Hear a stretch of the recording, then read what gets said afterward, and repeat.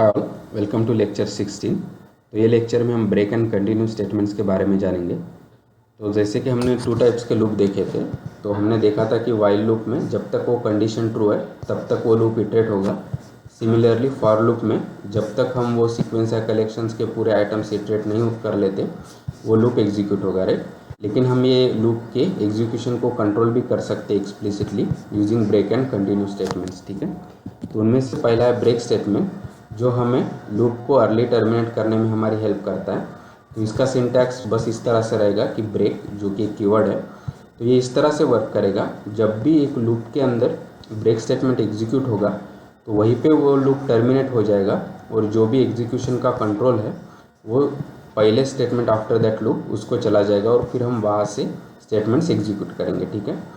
तो दो इम्पोर्टेंट चीज़ कि ये ब्रेक स्टेटमेंट सिर्फ लूप के इनसाइड ही हम उसको लिख सकते हैं, अगर हम बाहर लिखेंगे तो पाइथन उसके लिए एरर देगा।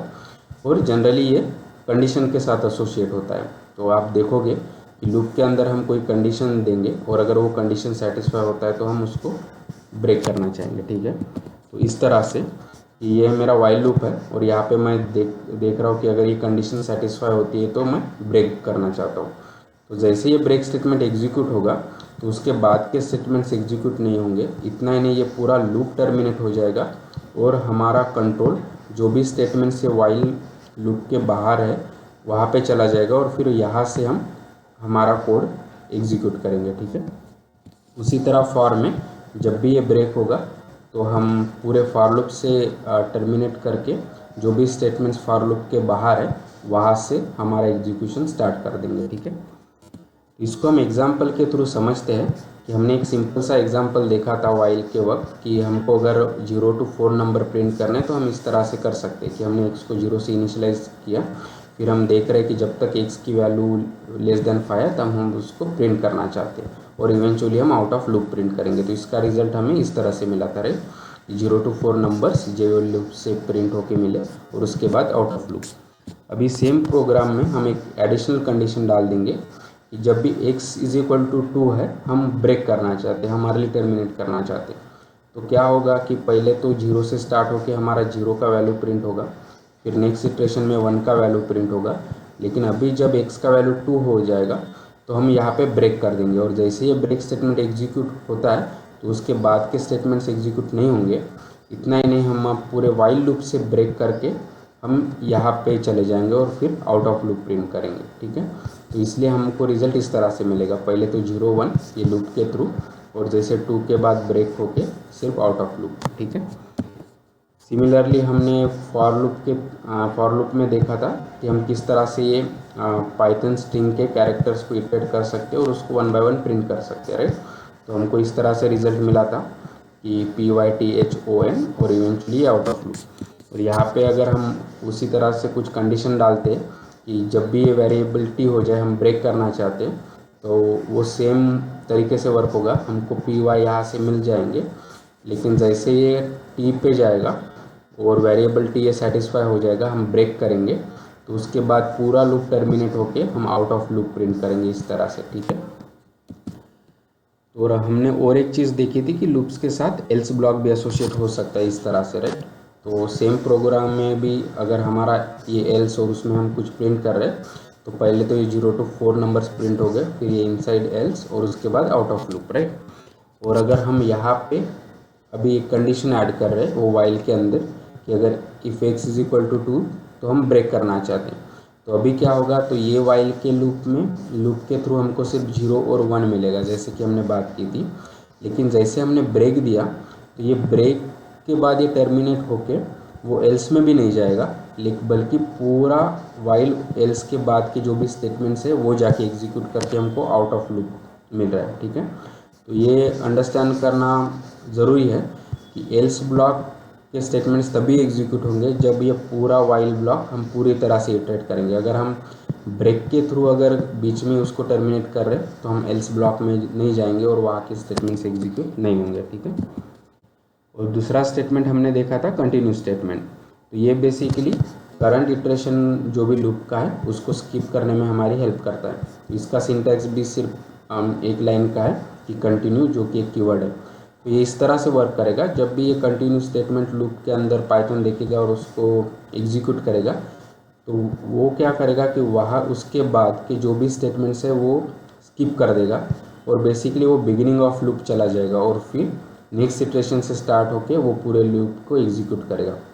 तो ब्रेक एंड कंटिन्यू में ये मेन डिफरेंस है कि लूप के अंदर अगर ब्रेक हम देते हैं तो वो पूरे लूप से टर्मिनेट हो जाएगा, और कंटिन्यू के वक्त क्या होगा कि वो सिर्फ करंट इटरेशन जो है उसको स्किप करेगा, लेकिन नेक्स्ट इटरेशन से फिर से वो लूप एग्जीक्यूट करेगा। ठीक है, और जैसे हमने ब्रेक के वक्त बात की थी, सिमिलरली ये भी सिर्फ लूप के अंदर ही हम दे सकते हैं और ये भी जनरली किसी कंडीशन के साथ आते हैं। ठीक है, तो अगर हमारे वाइल के एग्जांपल में इस तरह से हो सकता है कि अगर कोई कंडीशन सेटिस्फाई होता है तो हम कंटिन्यू करना चाहते हैं, लेकिन जब भी हम कंटिन्यू करते हैं तो क्या होगा, ये इटरेशन के बाद के जो भी स्टेटमेंट्स है वो एग्जीक्यूट नहीं होंगे, लेकिन हमारा जो भी कंट्रोल है वो बिगिनिंग ऑफ लूप चला जाएगा और फिर नेक्स्ट इटरेशन से हम फिर से ये लूप में जाएंगे। ठीक है, similarly in case of for, जैसे कि कंटिन्यू उसने देखा तो उसके बाद के स्टेटमेंट्स वो इटरेशन के वो स्किप कर देगा और हमारा कंट्रोल फॉर में जाके वो नेक्स्ट इटरेशन से फिर से ये लूप एग्जीक्यूट होगा और इवेंचुअली जो भी लूप के बाहर के स्टेटमेंट्स है वो एग्जीक्यूट होंगे। ठीक है, तो जैसे कि आप ये अभी ये डायग्राम से देख पा रहे होंगे कि ब्रेक के वक्त हम नीचे जा रहे हैं पूरे लूप के बाहर, और कंटिन्यू जब भी एग्जीक्यूट होगा तब हम ऊपर जा रहे हैं नेक्स्ट इटरेशन के लिए। ठीक है, तो अगर वही हम सेम एग्जांपल में अभी हम एडिशनल कंडीशन देते हैं कि अगर x इज इक्वल टू 2 तो हम कंटिन्यू करना चाहते हैं, तो क्या होगा, पहले तो 0 to 1 उसी तरह से प्रिंट हो जाएगा, लेकिन अभी हमने एडिशनल कंडीशन दी है कि अगर 2 होता है तो हम कंटिन्यू करना चाहते हैं। तो अभी क्या होगा कि जैसे हमने कंटिन्यू दिया तो हमारा एग्जीक्यूशन नेक्स्ट इटरेशन में चला जाएगा, यानी ये लूप के यहाँ पे चला जाएगा, इसलिए हम 2 का वैल्यू प्रिंट नहीं कर पा रहे। ठीक है, बल्कि ये नेक्स्ट इटरेशन से फिर से स्टार्ट होके ये लूप कंटिन्यू होगा, इसीलिए पहले 0 to 1 प्रिंट हो गया, जब भी 2 हो गया तो हमने ये कंटिन्यू एग्जीक्यूट किया और हमारा कंट्रोल वाइल लूप में चला गया, इसलिए 2 प्रिंट नहीं हुआ। लेकिन अभी x का वैल्यू 3 है, उसके बाद कभी कंडीशन सेटिस्फाई नहीं होगा और 3 के बाद की जो भी वैल्यू है वो नॉर्मली जैसे एग्जीक्यूट होते थे, जैसे प्रिंट होते थे वैसे प्रिंट हो गए और इवेंचुअली हमने आउट ऑफ लूप प्रिंट किया। ठीक है, सिमिलरली ये एग्जांपल में भी अगर हम वही उसी तरह कंडीशन देते हैं कि जैसे ये वेरिएबल t होता है हम कंटिन्यू करना चाहते हैं, तो क्या होगा, पहले तो हम p से स्टार्ट करेंगे, ये कंडीशन सेटिस्फाई नहीं होगा तो हम p को प्रिंट करेंगे, फिर नेक्स्ट इटरेशन में y को रीड करेंगे, फिर y प्रिंट करेंगे, लेकिन जब अब थर्ड इटरेशन में t को रीड करेंगे तो ये कंडीशन सेटिस्फाई होगा। तो जैसे हम ये कंटिन्यू एग्जीक्यूट करेंगे तो क्या होगा, उसके बाद के स्टेटमेंट्स एग्जीक्यूट नहीं होंगे, हम फिर से फॉर लूप में जाके नेक्स्ट वैल्यू रीड करेंगे। ठीक है, फिर हम h से स्टार्ट करेंगे और फिर h प्रिंट होगा एंड सो ऑन, राइट। तो अभी ये एग्जांपल में भी आप देखोगे, बाकी तो उसका रिजल्ट सेम है, लेकिन यहाँ पे t मिसिंग है। क्यों? क्योंकि जैसे t प्रिंट हुआ, सॉरी t सेटिस्फाई हुआ, हमने कंटिन्यू कर दिया और उसके बाद जो भी हम उसकी वैल्यू को प्रिंट कर रहे हैं वो स्टेटमेंट एग्जीक्यूट नहीं कर रहे, राइट। तो जैसे कि हमने बात की थी कि फॉर लूप भी एल्स के साथ एसोसिएट हो सकता है, तो अगर अभी हमारा उसी कोड में हम एल्स ब्लॉक भी देते हैं इस तरह से और वो कंडीशन देते हैं कंटिन्यू के लिए, तो क्या होगा, तो हमको ये रिजल्ट तो सेम मिलेंगे कि पी वाई और टी स्किप होके HON, और लेकिन अभी जैसे ये फिनिश होता है तो हम एल्स ब्लॉक में जाएंगे, इनसाइड एल्स प्रिंट करेंगे और उसके बाद आउट ऑफ लूप।